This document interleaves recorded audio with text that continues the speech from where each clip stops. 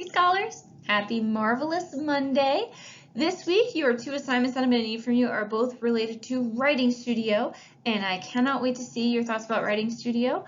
As mentioned earlier, it's getting a little bit meta because we're talking about how do you write. We're writing about writing this week, which is kind of high up, which is why it's our last writing unit, and I am really excited to see what you guys have to share with me this week in Writing Studio. So, lesson 7.3 for Writing Studio, let's get started. We're going to do our shoutouts first. We don't have vocab at-bats for Writing Studio. We're going to go over our objective, what our writing topic is going to be. We're going to touch on audience because a lot of you sent me some really great thoughts on audience last week. We're going to talk about where you can find some information for your writing project. And then we're going to talk about how to make your writing just a touch more interesting. And then I'm going to walk you through the packet work that I expect you to send me a picture of today, okay? So our shoutouts. For ISU, I need to shout out numbers 9 and 23 who made sure to get me their assignments for Friday. As the week goes on, if you turn in both assignments, so if you turn in last Friday and you turn in today, Mondays, you'll get a star next to your name. So if you want that extra star, make sure you send in both assignments. Of course, Ashford shoutouts. Numbers 1, 15, 24, 25, and 27, sending me what Lewis and Clark have accomplished on their journey so far. It's still not too late to get on the shout out board. If you send me the assignment from Friday, your number gets up here. If you send me the assignment for today, your number gets up here. If you send me the assignment from last Friday and today, you get that number and a star. And every time I hear from you, it's another star next to your name. So it's kind of like our GLP. That's how I know you're engaged, how you're listening, how you're watching these videos. Hearing from you is how you get up on the shout out board, okay? Objective, we learn all about it. I can select a text for writing and explain why it's the best text for my audience. So you're selecting the type of text you're going to use for your writing, and you're going to explain why it's the best text for your audience. So what is our topic? Before we pick a text, we have to understand what we're writing about. And we are writing about life on the frontier. So we went over last week the 3 types of text, the 3 types of writing. You have opinion, you have explanatory, and you have narrative. So our topic is life on the frontier. Which of our 3 types of text is best for writing about life on the frontier? We also have to remember who is our audience, and a lot of you sent in some great ideas. Some scholars sent in that they wanted to write a movie script, right? So they're thinking about how to write a narrative. Someone said that their audience is going to be their teacher and their family. Someone said their audience is going to be Miss Williams. So mainly for this assignment, your audience will be our teachers, yes, mainly your families. Your families are the ones who are going to read this writing the most because we're all at home right now. So your families are the ones who are going to really be reading and digging into your writing. So make sure you're keeping your family the most at your mind as you're doing this writing assignment. We also need to know where can we find information about this topic, life on the frontier. Where can we find the information we need to know so we can write good writing, good detailed descriptive writing that will make 2nd grade teachers super happy about life on the frontier?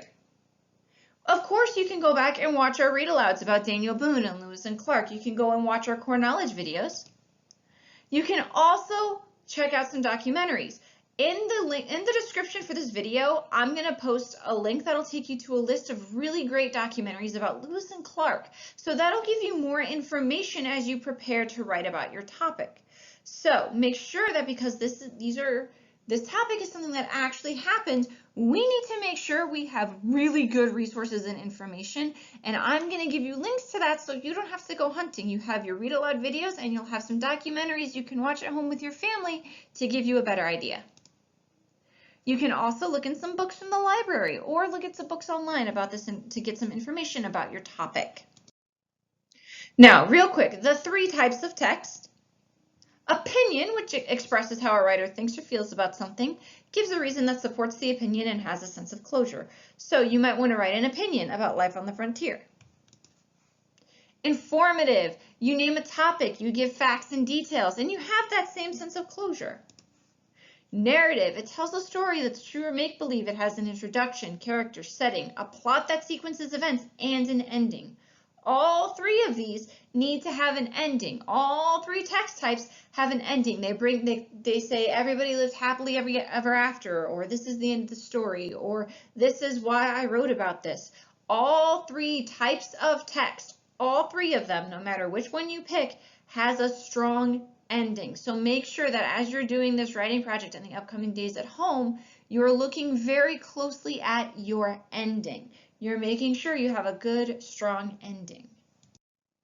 Remember, even if you want to write a narrative, it's still really important to have information about your topic.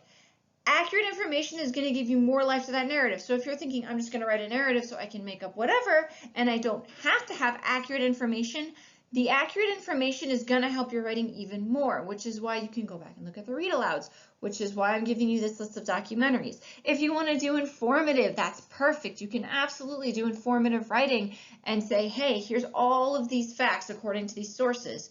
If you want to do an opinion, you can look at the sources that I'm providing and say, it's my opinion that no one should have had to live life on the frontier because it was too difficult.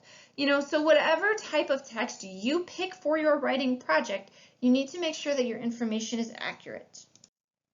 Now, here are your packet pages. And of course, there is a star because my expectation is that mom, dad, grandma, grandpa, aunt, uncle, somebody takes a picture of this and texts it to me or emails it to me.